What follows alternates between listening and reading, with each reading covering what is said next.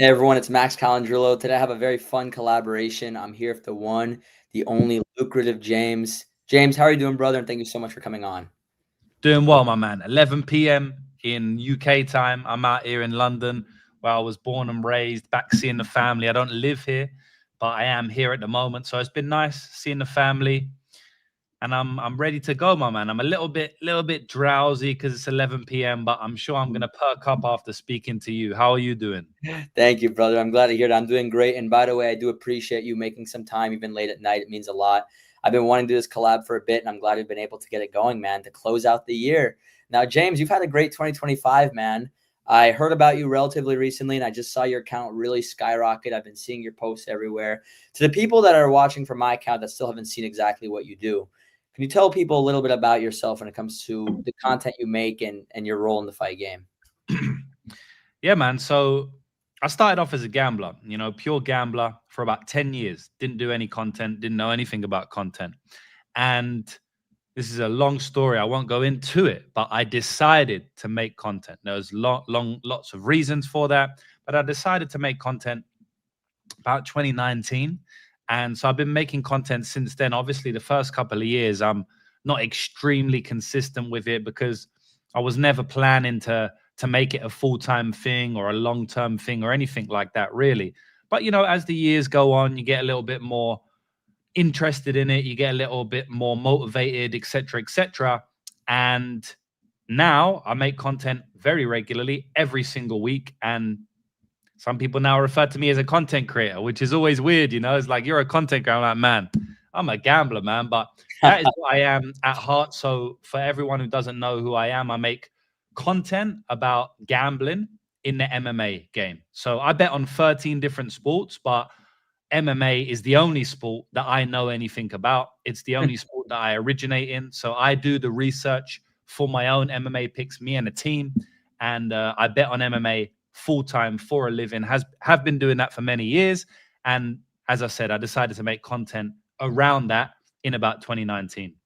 Very interesting, because I was actually curious why you went specifically with the combat sports industry. I'm a combat sports person as well. I'm more in the boxing realm, but obviously I love MMA and UFC, and I obviously am explorative of that as well. But what made you go down more of the MMA, UFC type route than just say football or basketball or whatnot? Yeah, so I was interested in football, which for you guys is soccer. When I was younger, it was my life, as it is every English lad who grew up in this country. Football, soccer is the biggest sport by far. There almost is no other sport here. I had done some boxing when I was younger because my school did boxing, and our school would always give us an option of like what sports you want to do: football, rugby, whatever it is. And I always used to choose boxing. So boxing is a fairly big sport in the UK as well, as like we saw Joshua face off against Jake Paul the other day. We got Tyson Fury. The heavyweight specifically has a lot of well-known UK boxers: Dubois, Chisora, David Haye back in the day, all of these guys. So boxing in general has always been pretty big in where I'm from. So I always had an interest in boxing, but I never cared too much. Like, I actually went to David Haye versus Derek Chisora live Ooh, great fight. long time ago. So I've been into boxing for a long time. I dare to say that was coming up on 13, 14 years ago at this point. So I've been involved in boxing for a while, but never as much as I was in MMA. One day, I think it was probably 2015 time, or probably around 2013, 2014, my friend said to me, yo, there's this crazy Irish guy who you're going to really love. And I was like, okay. And he's like, his name's Conor McGregor. Go and search him up. He's a great fighter and he's a madman. He's funny. You're going to laugh at him. I was like, all right, cool. Anyway, I never searched him up. And then I was on Facebook, right? And then my other mate had posted a highlight of Conor McGregor. It was a trash talk highlight compilation with his knockouts. And I watched that on Facebook and I was like, damn, this is this Irish guy my mate was telling me about. And so then I started to watch a lot of Conor McGregor highlights. Naturally, I started to then watch MMA. And then I just fell in love with MMA, bro. Like, the sport is so encapsulating that I literally fell in love with MMA, but it was all through Conor McGregor. So people can call me a casual, but I mean, this is 10 years ago now, man. So I think maybe I'm not. But it was through Conor McGregor, bro. It was through Conor McGregor. Fair enough. And to the ones calling you casual, I mean, your results speak for yourself, right? I think if people followed your advice a bit better, maybe they would learn a thing or two about the UFC and about MMA. And I think Conor McGregor has been the entry point for almost all these fans. I mean, he is just such a character. And I think the UFC in general has so many characters, not just Conor. It's almost like a real version of WWE where everyone has a literal persona and you love to see it, right? You see that. They all have their own type of personalities. Now, I wanted to ask you this, right? Because clearly gambling is where your niche is in. Is there any type of rules that you follow that you live by where it's like, okay, even though I'm tempted to go against my rule, I have to stick with that rule? Are there particular rules that you follow, or is it pure instincts? Tell us a little bit about that. That's a loaded question, bro. How long have you got? How long have you got? Listen, So we've got as long as you want to break it down. yeah, so rules change all the time in sports betting, right? Because edges change, betting markets change, public knowledge changes. So I don't really have any outside of stupid shit. Like I would never put all of my money on one bet. I mean, that's just basics, right? That's a good That one, actually, though, because not everyone knows that. That's actually a good true, one to true. know. You're It's a big true. parlay guy, basically. That's kind of your style. Not really, to be honest. I do it all. Like I bet I'm profitable on prop bets, I'm profitable on money line bets, and I'm profitable on parlays. I do have a highest ROI on parlays, but sometimes that is the nature of parlays because a lot of times you are getting higher odds, at least the way I play it. Mhm. So yeah, I do it all. I wouldn't say I have any hard, strict rules. If I'm speaking to an absolute beginner, then I definitely have hard rules. So just for example, we bet strategically. We bet a small percentage of our bankroll on each bet. Our bankroll is basically the amount of money that we have invested in sports betting, right? So if you Mhm. have $1,000, like I said, I'm never putting $1,000 on one bet because if you lose, you've lost all your money. You ain't got no more money, right? So I'm only going to put 2-3% of that amount of money on each bet, right? So Mm. $20-$30, something like that. There's other things, for example, I would never just stick to one bookmaker. Like these things are extremely, extremely basic and beginner. I don't necessarily know your audience. So I don't know if that's going to be, obviously, my audience, a lot of them are, I don't want to say, I want to be careful with the words I use. I do have a lot of like basic and beginner sports bettors, but they at least know something, Of course. So when I'm speaking about these strategy I have, I don't go super basic like I have done there. But yeah, outside of the like what I would say is the basic stuff, I don't have any rules, man. Because like I say, they keep on changing, bro. Like a lot of people have the rule, don't bet on women's MMA, and it's just so stupid.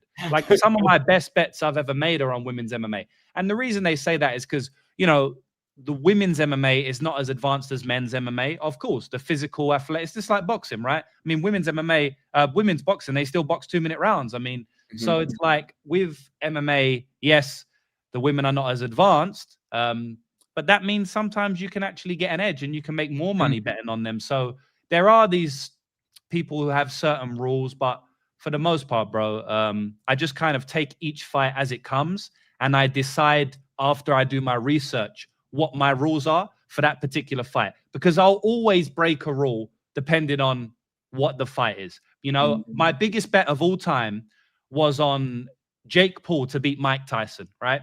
And I put about 50% of my net worth or 50% of my bankroll on that bet. Now, the maximum I'd done before that is like 10%. But for the Mike Tyson one, I went about 50%. Why? So I broke my rule, right? I broke my rule. The reason is because Mike Tyson's 60 years of age. Like he was never going to win that fight. So I had to break my rule because it was an exceptional circumstance. So I can tell you these rules, but at the end of the day, man, there's a time and place to break any of them. Of course. And to be honest, it really has to do with your knowledge of the game too, because you could set certain rules. They could even follow your rules, but if they don't really know the game, they'll misconstrue the rules or they'll apply them when they shouldn't apply them and whatnot. So did you start off as a very consistent, profitable bettor, or did this take time? And if it did, how long did it take for you? No, bro. I started off as the worst gambler of all time.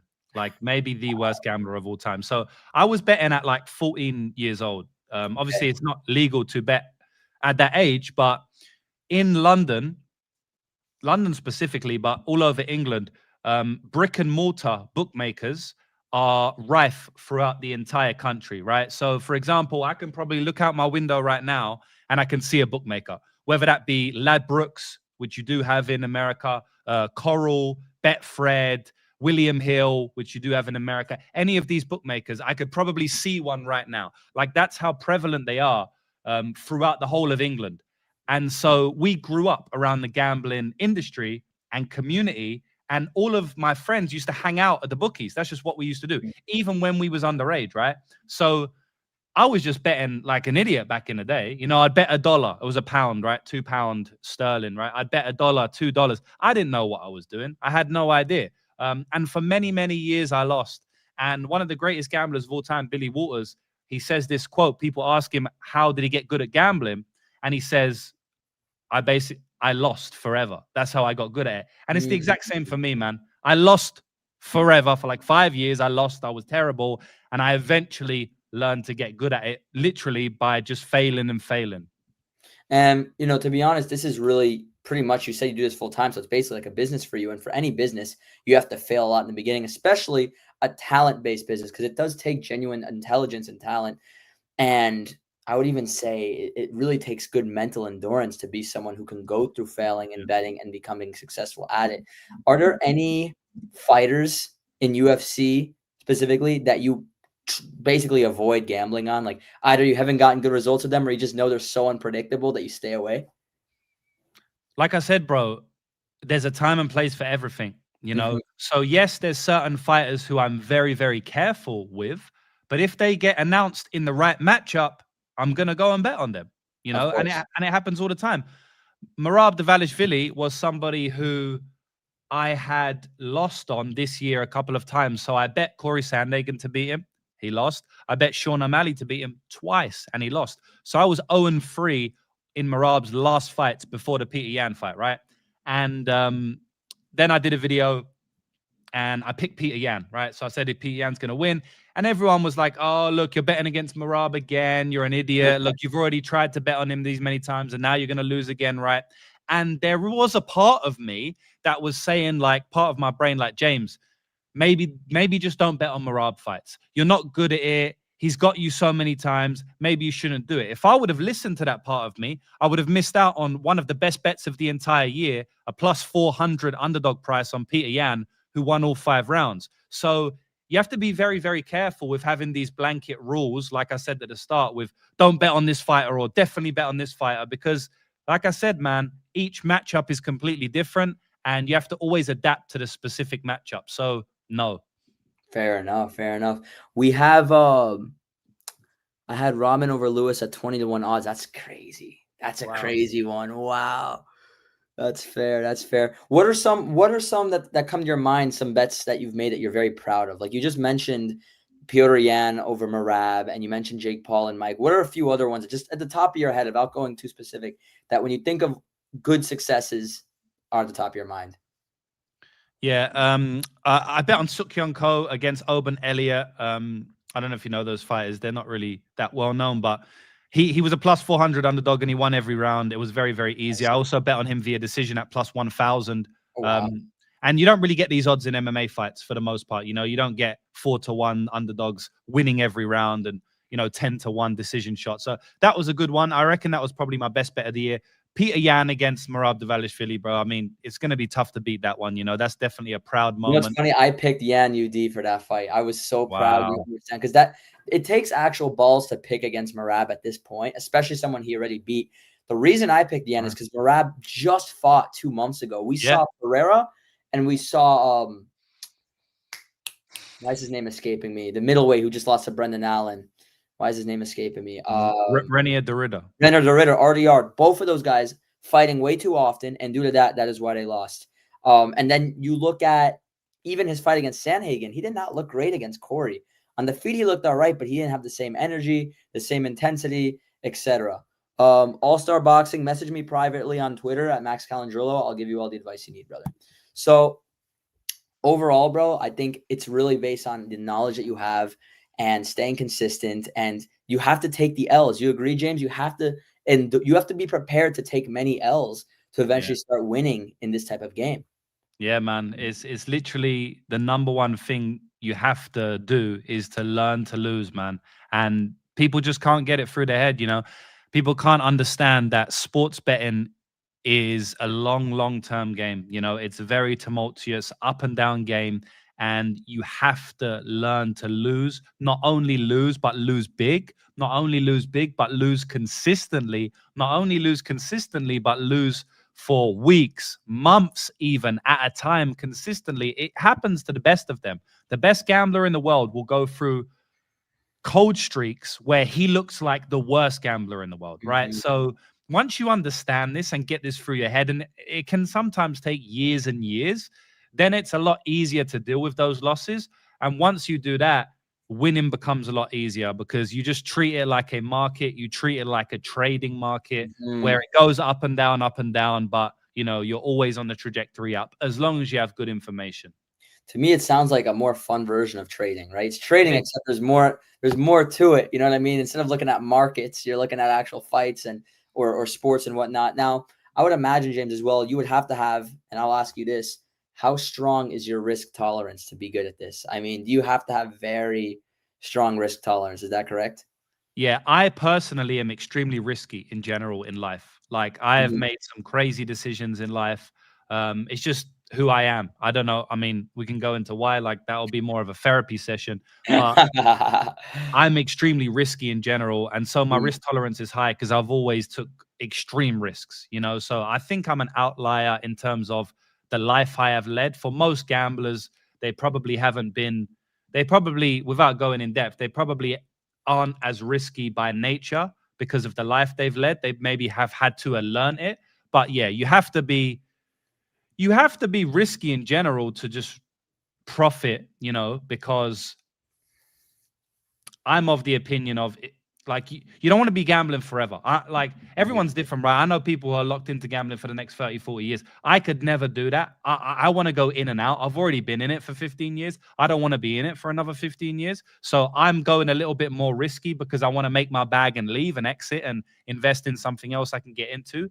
Um, but yeah, man, you need to be cold blooded because if not, you're basically just going to be super emotional and you will Mhm. eventually lose all your money because you're going to make emotional decisions. So you have to be stoic, you have to be unemotional, and you have to have high risk tolerance. Fair enough. And I have a question, and once you answer, I want to elaborate on it. You have certain fighters that are your favorites, right? You have certain fighters naturally that you like. Have you ever made a lot of money betting against some of your favorite fighters, and when? Yeah, I definitely have. I mean, I like On the fly, it's Morocco. hard to remember. That's fair. Like if I like dropping on you is hard, but it's more important to know for people that are watching. Like you're gonna have to see your guy lose if you actually want to be successful in this type of game. You can't go like, oh, hypothetically, right? Oh, I know that and I don't know what most people think on this fight. I'm personally picking Pimblett, but if you're picking Gaethje, I respect it. But it's like, oh, I know Patty's way better and Patty's gonna win, but I can't go against my boy Gaethje. That's my boy. I'm gonna bet on Gaethje. It's like, no, you're gonna lose all your money with that logic. You have to be completely objective and completely logic based. Exactly. Yeah. I mean, it's just a beginner mindset. You know, it's a beginner mindset, and I understand a lot of people do have that mindset. But yeah, it's just a fast track to lose money. One that comes to mind is Alexander Volkanovski um, facing Mhm. Ilia Topuria, Yep. and I bet on Ilia Topuria very big. I bet on Ilia Topuria to win him round one and to win him round two. I had the fight doesn't go like I had loads of different props, and I bet Ilia Topuria massive. Obviously, Alexander Volkanovski, one of my favorite fighters of all time. Conversely, Max Holloway, one of my favorite fighters of all time, Mhm. and I bet on Ilia Topuria against him, and I bet on Alexander Volkanovski against him. So I do it all the time. I never get so emotionally attached to a fighter that I would never bet against them. At the end of the day, man, it's funny, bro, because I was watching that Ilia Topuria fight with one of my friends who trains with Alexander Volkanovski, or who has trained with Alexander Volkanovski. He was rooting for him. He's not a gambler, right? And obviously, I Mhm. started celebrating when Ilya knocked him out. I don't know Alex, right? And then obviously he looked at me and he's like, "Damn, like, well, how are you celebrating?" I'm like, "What? I just won over $100,000. Like, how am I not Oh going to my celebrate?" god, And then he was like, "Yeah, but it's Alexander Volkanovski." And I said, "Bro, I don't bro. know Alex." I said, "I don't know Alex. Alex doesn't know me, and he ain't putting I no food on my table." You know was about what to I say mean? the Like, same thing. I was about to say the exact same thing. Continue, brother. yeah, that's really what it comes down to, bro. No matter how much I like you, you're not putting food on my table. And I like my friends family and myself more than you, so I'm gonna earn money from it. I'm not gonna be a dick and I don't know if I can talk shit to you and DM you after the loss, but Yeah, am I gonna be happy it happened because I have money? Yes. I hope you're safe. I hope you of course. don't, have any lasting injuries because it is a dangerous game. But 99.99999% of the time, nobody has bad lasting injuries. So man, it just comes down to this is a business for me. There's no emotions, just business. Yeah, James, you're supposed to be crying tears that you just won $100,000. You're supposed to be in the corner of the room, depressed that Volk lost, even though Yeah, you just made $100K profit on a fight, right? I just find that apparently. so Yeah, crazy, man. apparently. People get attached to these fighters, man. They really do. Yeah. And when you're logic based, it's like, okay, listen, we're natural, we're human beings, we're allowed to have our favorites, but let's be objective here. If this isn't your family member or your friend or someone that you're close with fighting, it's like you can be a little down if they lose, but this isn't the end of the world. It's more in your circumstances, like you actually have investment into these fights, and you have to look at it completely reasonably. Yeah, it's the difference between a fan or even a gambler and someone who does it for a full-term income. 100%. Now, James, was this something that you expected yourself to be doing full time, honestly, or is this something that you realize you could do full time at some point? Yeah, again, bro, like to keep it semi short, I always knew that I wouldn't live a normal life. I always knew that I wouldn't have a regular job, etc., etc. From a young age, I've been trying to do things outside of the norm. I didn't know it would be gambling, but from a young age, I did know gambling and making money from gambling was possible because of the community I grew up in. So I kind of knew it was always there. I pivoted away from it at a certain age and I wasn't really thinking about it. When I started doing it again, I kind of revisited those thoughts I had when I was a little bit younger. Like, damn, I remember people I know was doing this full time. Maybe I can do it. So I never really, from a young age, I thought I would be doing it, but it was always in the vicinity of my life. Like it was a potential possibility. Even though I didn't see myself in that role, it wasn't like some crazy foreign thing that was dropped onto me. It was always kind of in and around my family, my culture, my area, etc., etc. So it really makes sense that this is what I'm doing. Respect. Now, James, if I could ask a few hypothetical fight predictions, can you give me some picks Yeah, if let's I go. name some? I'm curious, right? Yeah, yeah, yeah. And we'll probably agree on most, to be honest. We'll probably agree on most. All right, Ilya Taporia or Mantsrukian? Yeah, that's a great one, man. Ilya Taporia, I think he's probably, could go down as the best ever. I Going to think be so. hard to beat John, but yeah, I think he would beat Armin. But that's a great fight. It's not an easy fight for Ilya at all.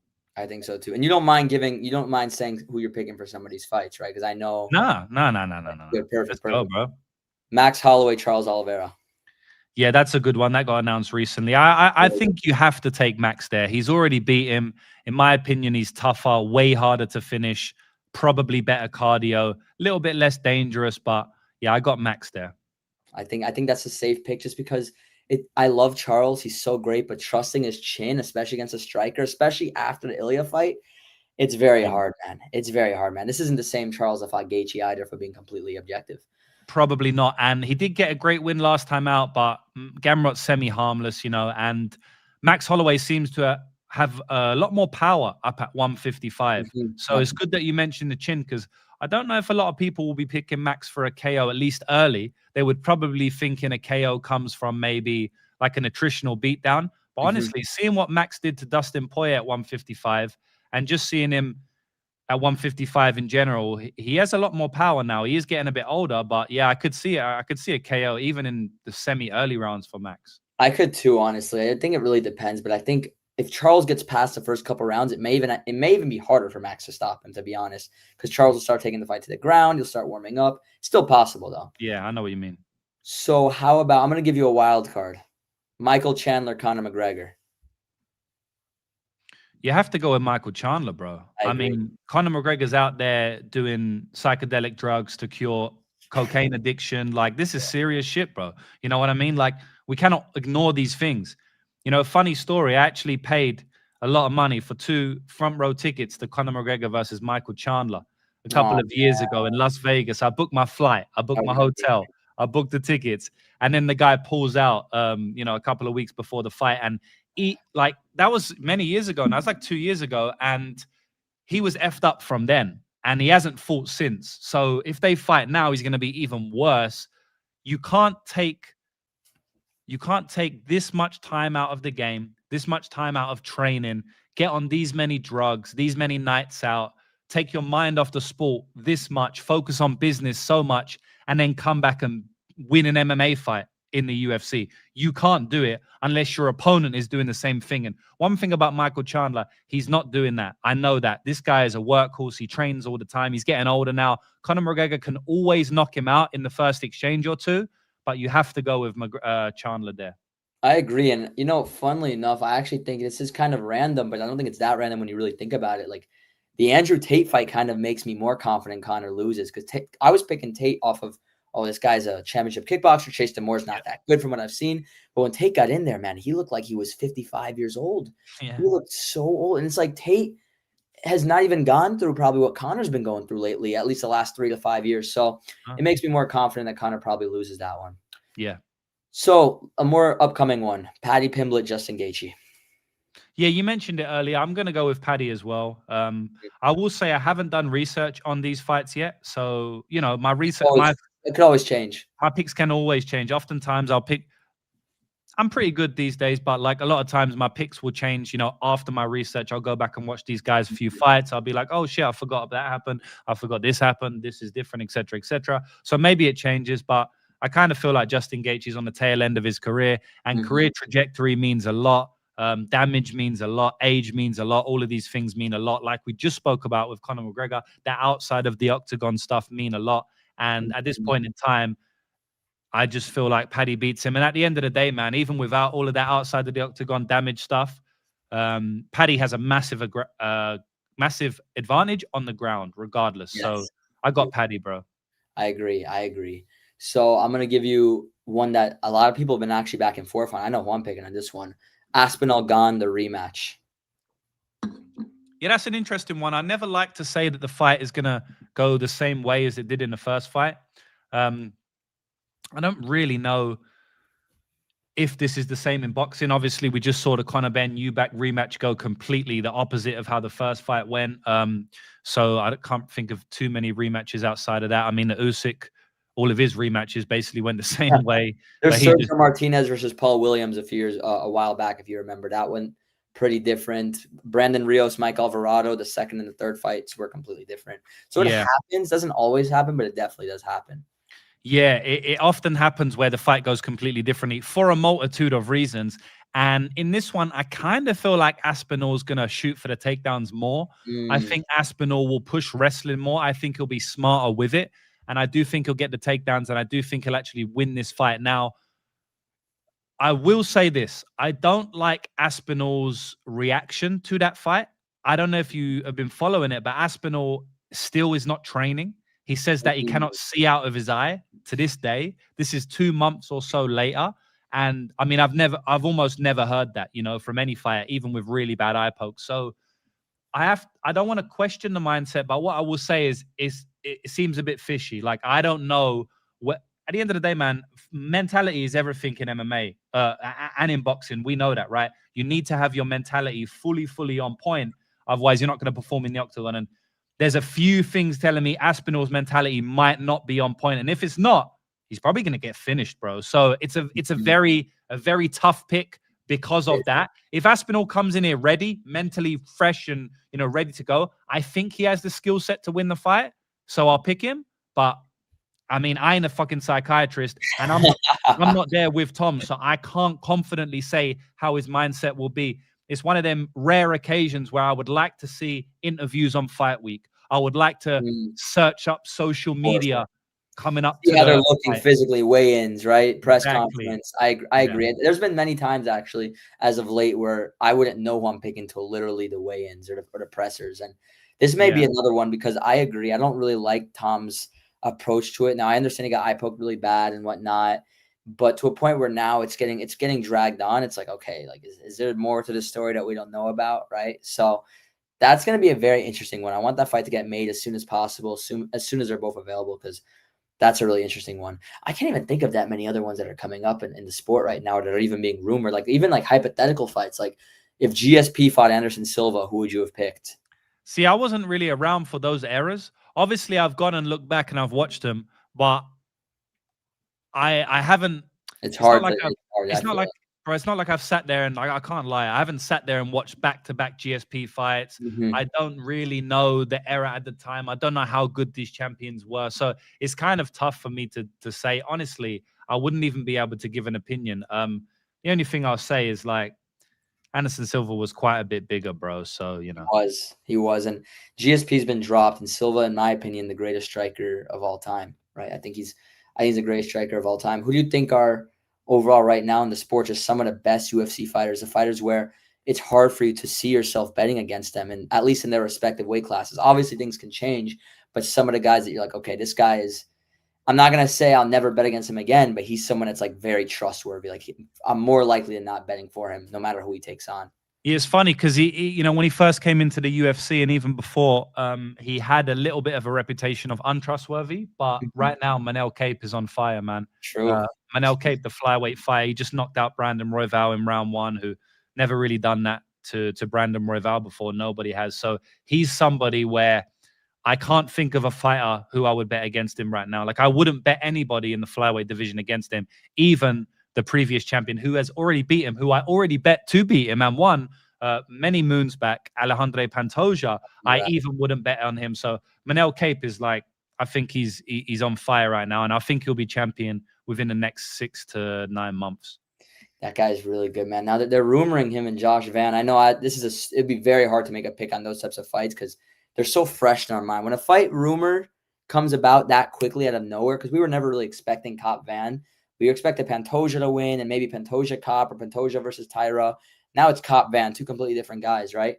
Mm. Without going too into depth, like what do you think about that matchup though? Like what do you think are some of their strengths, some of their weaknesses, etc. In that possible fight? Because that's a great one, man. Yeah, they're very different. You know, Joshua Van is more of a traditional boxer. We don't have that many guys who are actually pretty decent boxers in MMA because everything's different, the stance, the distance, etc. But Joshua Van has very clean hands.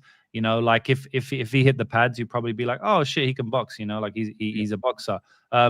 But then Manel Cape has much more of a dynamic striking style. You know, he has some of that karate stance where he's kind of bouncing in and out of range. Sometimes he's on his tiptoes, bouncing in and out. And he has big power, extremely athletic. He'll throw flying knees, you know, where Joshua Van, I mean, this guy, I don't even think he's thrown a head kick in his life. So very different styles. One thing I'll say is that Joshua Van seems to have a bit of a weak chin. He's only been knocked out one time, so I don't want to say weak. You know, he's a champion and he's only been knocked out once, but he's been rocked multiple times. He's been dropped multiple times.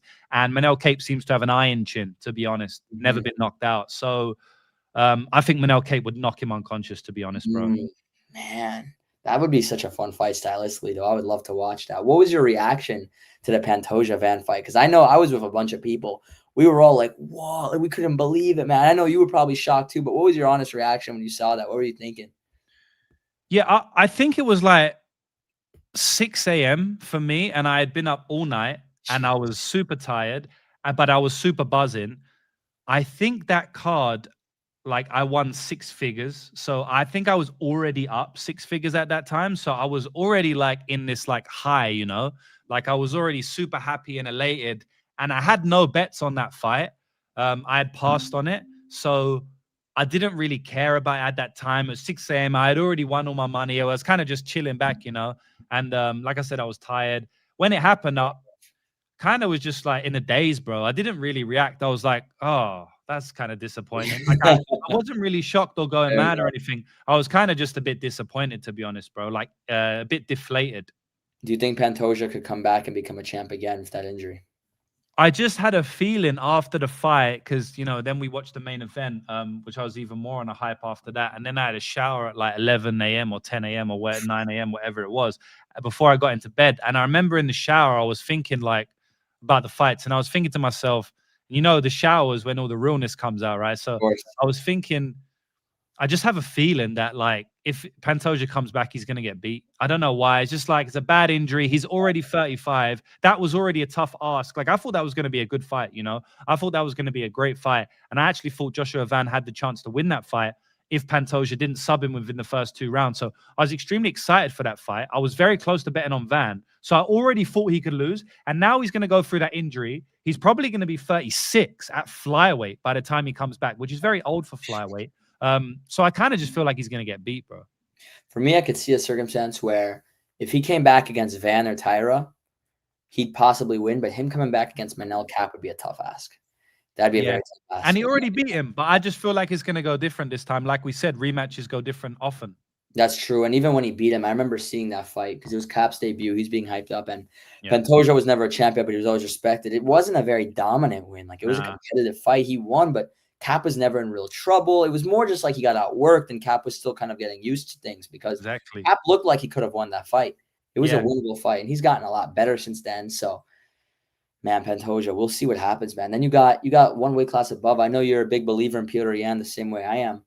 You know, that Merab rematch is tough to call, though. That is because we don't know which Merab we're, you know, to be honest, we don't really know which Merab's going to come in there. We could see a Merab that succeeds on his takedowns without, you know, you don't have to say who you think is going to win if you're not sure. But overall, like, what do you think about that rematch? Do you think it could possibly go completely different than the second fight? Or, like, what's your overall assessment on a possible rematch? How do you feel?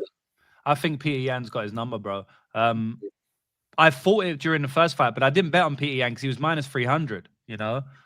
Actually, you know what? I think I don't even know if I bet on Petr Yan. I want to check right now because I'm interested. But I did. I think I bet on Petr Yan to win in round 4 and round 5 in the first fight, right? Just because he was already a minus 300 favorite, so I was like, oh, you know, maybe I don't want to play that price tag. But I thought he was going to win back then, and then obviously I knew he was badly injured after the fight. Everyone kind of ignored it. I mean, it is what it is. It happens. But going into that second fight, again, I told you I bet on him, and I'm just checking now. So in the first fight, I didn't bet on his money line, but that's because he was minus 300. Like, it's all about odds, you know, in this game. It's all about odds. But I bet on him to win in round 3, 4, and 5. And yeah, in the rematch, obviously, I bet on him because now we're getting a crazy price tag. But I just feel like he is outside of like athleticism and one-punch power, he's basically got everything you need to beat Petr Yan, you know? So, to beat Merab. So, yeah, it probably will be a competitive fight again. But if Petr Yan comes in extremely prepared, like I know he did for the first fight, he went over to Dubai or Abu Dhabi and he locked in the Middle East and game planned. If he really comes in motivated like that, I don't think Merab has many tools to beat him, bro. Everything Petr Yan does well shuts down Merab's game. And this is a stylistic game, as we know. You know what I mean? Like, we can't do MMA math. You know, if one fighter beats another fighter, doesn't mean he's going to beat a fighter that they've beat. You know, it's all about stylistics. So I think that he, honestly, like, it's Petr Yan's fight to lose. I'd be very confident in Petr Yan, to be honest, bro. What about yourself? Yeah, I feel that, man. I think, you know, I picked Yan the rematch. I think I would favor Yan the third fight. It's just a big reason I picked Yan in the rematch was due to Merab overfighting and overtraining and pushing himself. So even though he did win better than I thought he would, I would still put in consideration how long will Merab have out of there. If this rematch happens in like February, March, Yan's definitely winning again, in my opinion. But if this fight does happen, say past June, it's going to be a much tougher fight to call. But I would favor Yan. Not sure if it'd be easier or tougher than the rematch, but I do think Yan's a safe pick. Now, a fight I am confident Yan wins. Fight versus Umar. I mean, Umar's different than Merab. I think Umar has a stronger submission threat than Merab. But I think aside from that, I think Yan would probably beat him worse if he survives those first 2 rounds. What do you think about that? Yeah, I disagree on that one. I actually think Umar's I think Umar's amazing, bro. And you know, Umar had gone 5 rounds against Corey, competitive fight, but he won clearly. But outside of that, he had never gone 5 rounds and he had never faced true adversity. Like, Corey didn't really put up that much adversity to test him. He kept getting up and he was never able to like control Corey or hurt him or anything like that. But Corey didn't offer anything back, you know, like Corey wasn't tagging him. He wasn't hurting him to the body. He wasn't making him work and then punish him. And again, he was just making him work.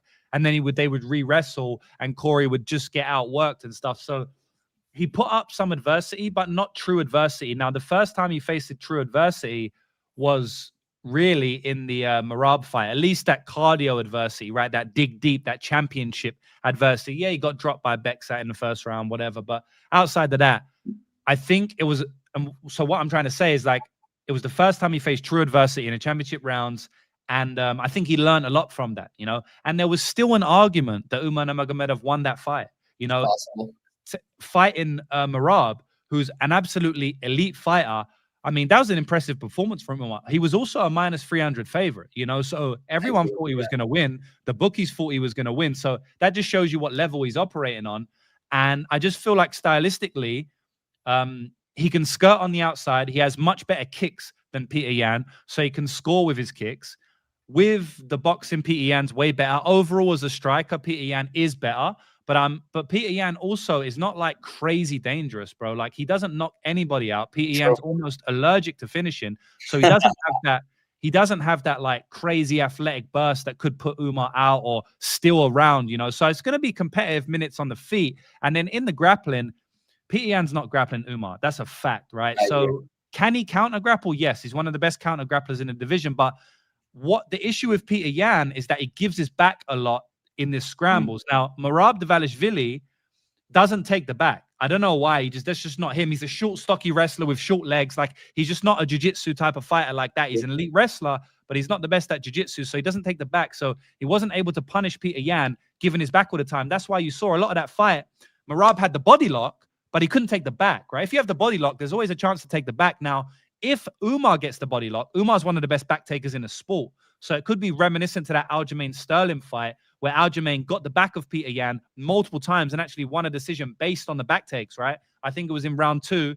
He got his back and stayed there for 4 or 5 minutes. So I just feel like stylistically, Umar can win that fight. Now, can Peter Yan win it as well? Of course. Like, that's a very close competitive matchup. I think Merab, Peter, and Umar are clearly the best in the division. And anytime those guys fight each other, it's going to be a great competitive back and forth fight. So I'm not saying like it's a lock or anything, but I do think Umar has the skill set to win that fight, whether he does or not. But he does have the skill set to do it. What an assessment, man. That was actually very solid. That I love hearing that. And I could see the passion coming out when you speak, and that lets me know that definitely plays a big part in your success in this game, is that you do have that genuine love and passion for it. You're not just subjecting yourself to UFC and being strategic. Oh, I know it. I'm studying the fighters. I don't really like what I'm doing, but because I've studied them, I can make these picks. No, like, you enjoy it, and that's what makes you good as well. You would highly recommend that if you get into sports gambling, choose a sport you love. Am I right or am I wrong on that? Yeah, bro. Like, I made videos on my YouTube channel about 2 years ago, and I made one video a day for like 3 months. So like, it's like 90 videos on how to bet on MMA completely for free, right? And one of the main things I pushed throughout those videos, and this is actually one of my 10 betting principles. I have a video, top 10 betting principles to bet on MMA.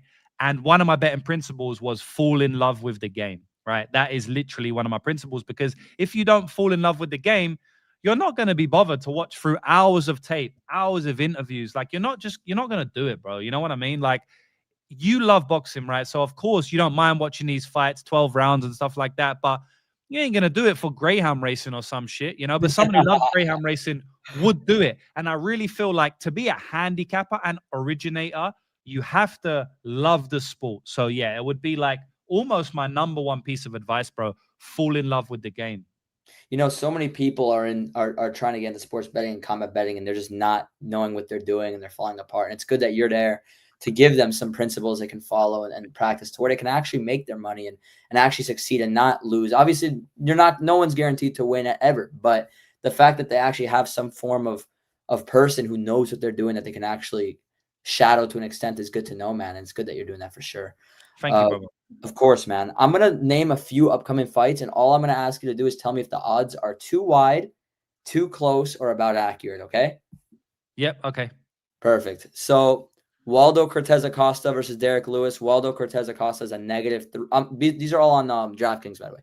Waldo Cortez Acosta is a -310 favorite against Derek Lewis. Is that too wide, too close, or just right in your opinion? Fuck. That's really tough, bro. Like, again, it's really hard without doing research. I'd say off the top of my head, it could honestly be accurate. -300 is a 70% implied probability. And I don't know if I want to argue against Waldo being 75%. He might actually be that. So I'm going to say just right. Okay, fair enough. Arnold Allen and John Silva. John Silva's a negative 198. What do you think about that?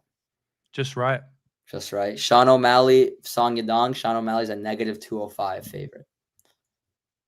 Just right. Kayla Harrison, Amanda Nunez. Kayla Harrison's a negative 180 favorite.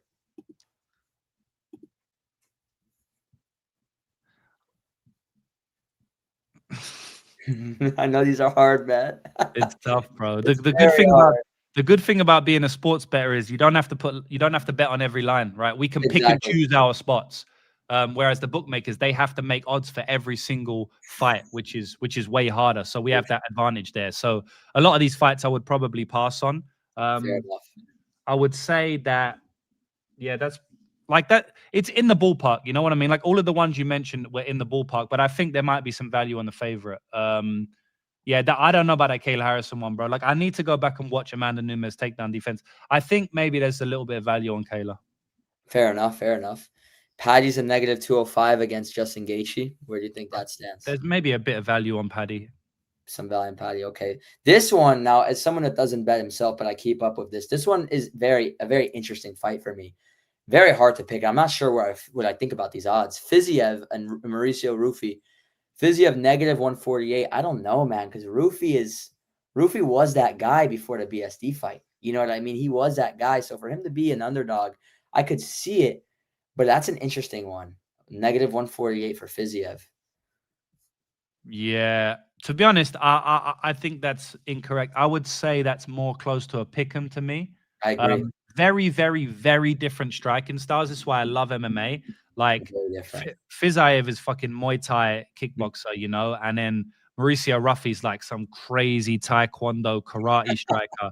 So it's such a great matchup with completely different striking styles, but they're both pure strikers, which is good. Although Fiziev has shot a few takedowns lately, I honestly wouldn't be surprised if Rufy lands like a KO in that one. You know, it's a great. That's such a good fight, man. Like amazing.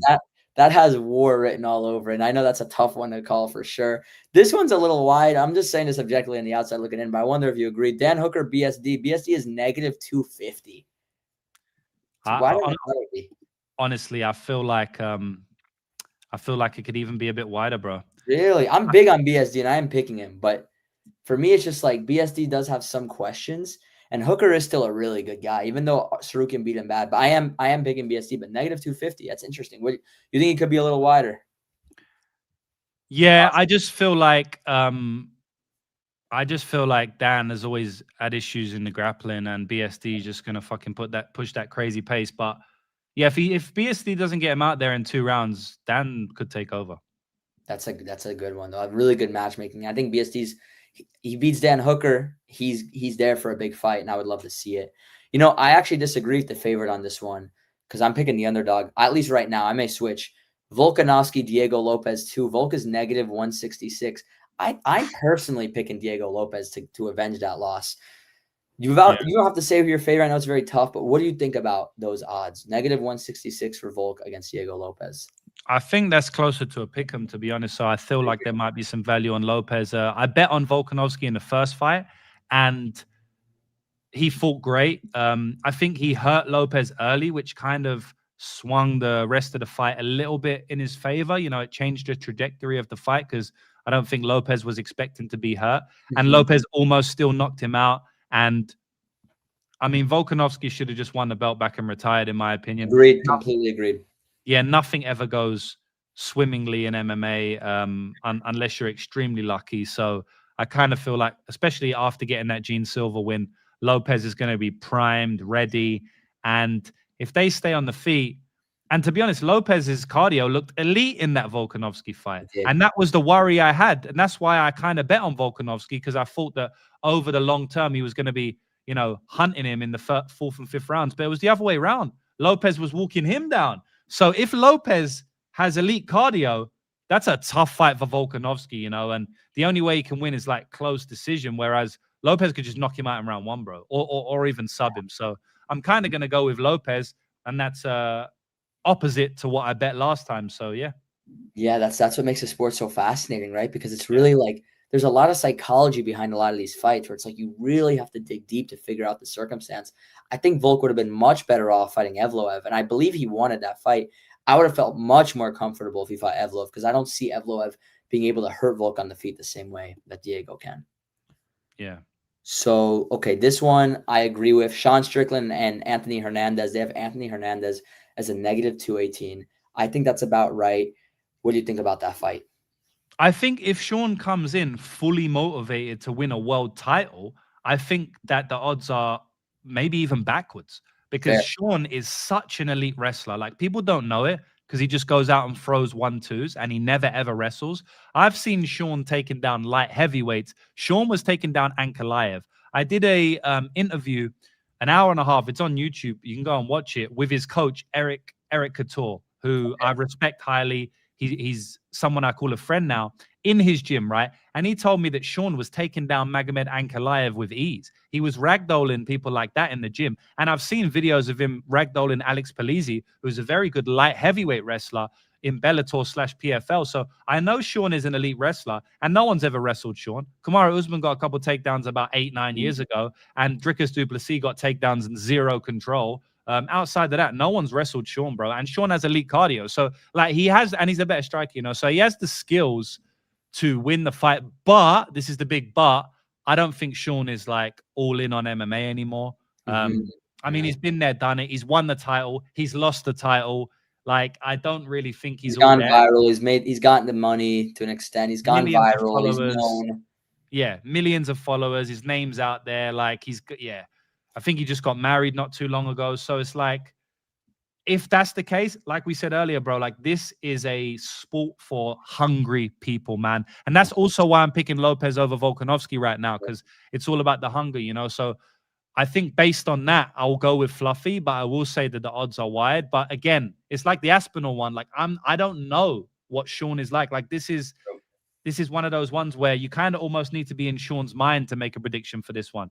I really Completely. feel like he can win stylistically, but I don't know. I personally feel like he's not there in the mental anymore, so I think he'll probably lose. It's crazy because I never even thought about Sean Strickland having a good ground game, but that's very interesting because he's never had to show it at all. I just realized he didn't have to show against Adesanya, didn't have to show against Dricus, Imavov, No, all these guys, Magomedov. We didn't really see it, and if he can really prove himself and bring back that hunger, he could give Hamzat some interesting looks, man. Because on the feet, he's a problem, and if he can actually hold his own on the ground to an extent, it could be a fun fight. So I did not know that. I'm picking Fluffy. He's hungrier. He's a really good fighter, but we've seen Sean be able to upset these up and comers in the past, and if anyone's going to do it, it would be someone like him. yeah. And the last one, my friend, we spoke about it briefly, but just to tell you the exact odds: Max Holloway, Charles Oliveira. Max a negative 200. Me personally, I think that's a little wide because I think it's a very tough call. What do you think? Yeah, I will say that like the odds are fine. Maybe like a minus 233, which would make it 70% on the dot. I can say Max would win 7 out of 10, you know, just Mhm. because yeah, like I said, like Charles really only wins by finish, you know, and I mean, you don't finish Max, you know, so like True, that's very hard. obviously like I could break the fight down for 30 minutes, you know, but I think overall that's like the main point for me right now. But at the end of the day, man, Charles is so fucking good. You never really know. But he fought him before, you know, and he kind of quit against him, bro. So True. that's something to note as well, you know. Like Max will go in there very confident. Like I already broke this guy, I can break him again. Well, James, I appreciate you giving us your picks for all these fights, man. Picking your brain a little bit. You're someone that's definitely worth listening to. You have a proven track record. You're passionate about the game. Are there any final things you want to bring up before we wrap up, such as just some basic things that people can know about you and about if they want to take this seriously, some advice that someone who doesn't know any better that's watching can take from you? Yeah, definitely, bro. I'll say that, like I said, man, there's like about 100 videos on my YouTube channel that teach people how to bet on MMA. They're all obviously all completely free because they're on YouTube. So go and watch that. Like I did say, man, fall in love with the game. Understand that losses are inevitable. Become unemotional to losses. Make sure your information is correct. Don't bet all of your money on one spot. Make sure you're strategically betting a small portion of your money on each bet. And look at this like a long-term game, like a marathon, not a sprint. So that's what I would say in terms of helping other people. One thing I did want to say that I wasn't able to mention, that I've been watching you for a long time, Max. You probably don't know this, but I Really? was watching you when you was Mini Max on Oh YouTube. man. So Oh man. long time ago, bro. So I have a lot of love and respect for you. And I wanted to say that publicly. Like, you've been grinding for a long time. People don't know that. I don't think people know that, like you had the YouTube channel popping back in the day. And I had used to watch like prediction videos because I used to bet on boxing quite heavily. So I used to watch prediction videos on MMA. It's why I started making my own.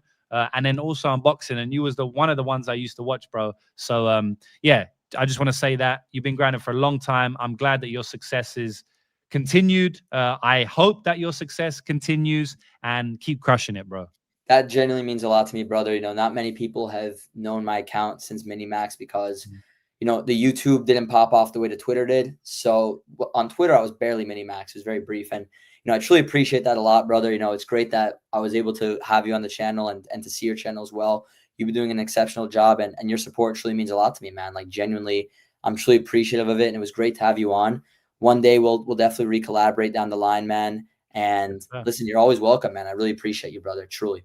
Thank you, bro. Appreciate that, Max. Thank you for having me on, and shout out to all the viewers. Yes. Thank you to everyone that tuned in. We had a great stream. Make sure to check out all of James's content at Lucrative James on everything, correct? Yeah, that's it. Lucrative James on everything. You guys are going to want to see more of this guy. And thank you to everyone that tuned in. We really appreciate all of you guys. Have a good one, everyone. Peace. Hold on.